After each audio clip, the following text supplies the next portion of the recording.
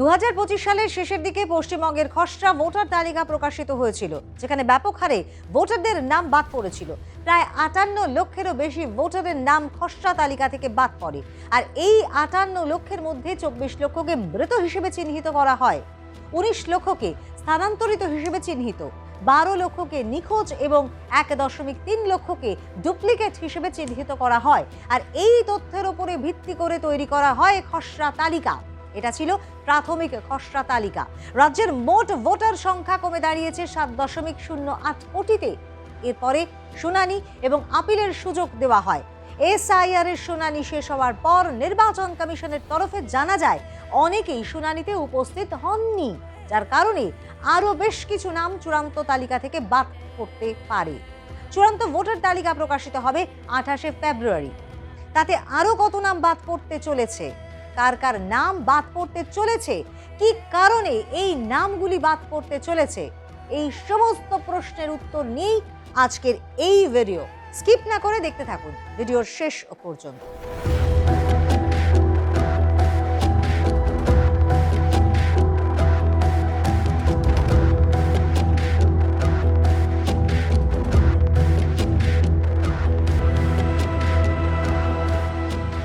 27 December থেকে পশ্চিমবঙ্গে শুরু হয় এসআইআর এর শুনানি পর্ব।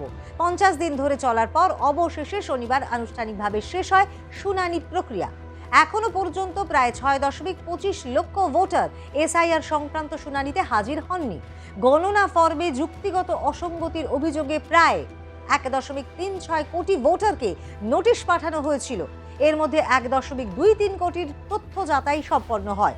কয়েক লক্ষ ভোটারের তথ্য আপলোড এখনো বাকি থাকলেও নোটিশ পাওয়ার পরও প্রায় 6.25 লক্ষ ভোটার শুনানিতে হাজির হননি। নোটিশ পাওয়ার পরও শুনানিতে গড় হাজির থাকা ভোটারের সংখ্যা সবচেয়ে বেশি উত্তর 24 পরগনাতে। সেই সংখ্যাটা প্রায় 1,38,000।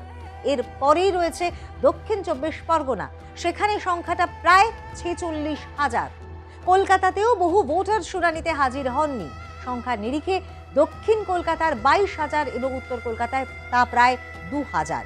এছাড়া উত্তরবঙ্গের কালিম্পংয়ে 440 জন ভোটার শুনানিতে অনুপস্থিত ছিলেন বলে জানা যায় রাজ্যের মুখ্য নির্বাচনী আধিকারিক দফতর সূত্রে।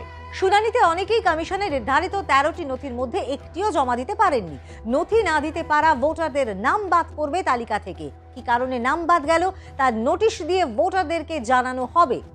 নাম বাদ পড়া ভোটাররা এরপর কি করতে পারেন?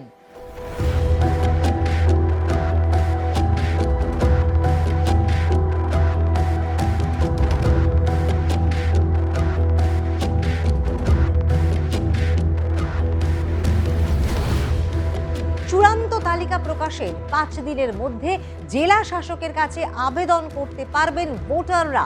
এরপরও যদি তার নাম ভোটার তালিকায় যুক্ত না হয়, তাহলে আগামী 5 দিনের মধ্যে সিইও দফতরে তাদের আবেদন তারা জানাতে পারবেন সংশ্লিষ্ট সেই সমস্ত ভোটাররা। আপাতত স্ক্রুটিনি প্রক্রিয়া চলবে। এরপর আগামী 28 ফেব্রুয়ারি চূড়ান্ত ভোটার তালিকা প্রকাশ করা হবে। এখনো পর্যন্ত ফর্ম 7 বা নাম বাদ দেওয়ার আবেদন জমা পড়েছে প্রায় 5.42 লক্ষ। ঘটনা হলো এখনো বেশিরভাগ ভোটার তথ্যের নিষ্পত্তি করেননি। এইআরওরা ত্রুটি সংশোধনের জন্য সোমবার বিকেল পর্যন্ত সময় বেঁধে দেওয়া হয়। কমিশন জানায় 21 ফেব্রুয়ারি পর্যন্ত পুনর্যাচাই চলবে।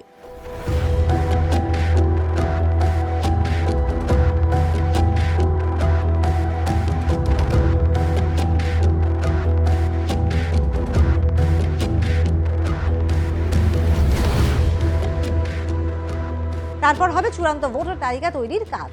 28 ফেব্রুয়ারি তা প্রকাশ হবে।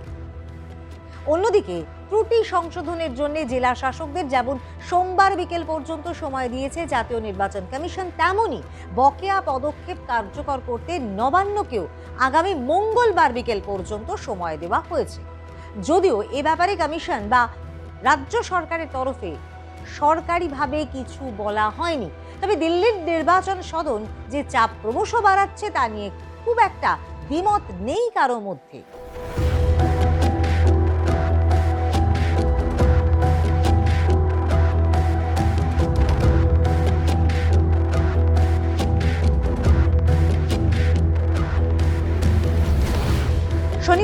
কলমে শেষ হয়েছে শুনানির পর্ব। এদিন পর্যন্ত প্রায় 6.61 লক্ষ ভোটার চিহ্নিত হয়েছেন, যাদের নাম বাদ যাওয়া যোগ্য।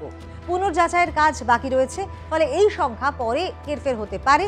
এসআইআর প্রক্রিয়া ঘিরে প্রশাসনিক স্তরেও টানাপোড়েন বাড়ছে। শুক্রবার দিল্লিতে নির্বাচন কমিশনের আধিকারিকদের সঙ্গে বৈঠক করেন রাজ্যের মুখ্য সচিব নন্দিনী চক্রবর্তী।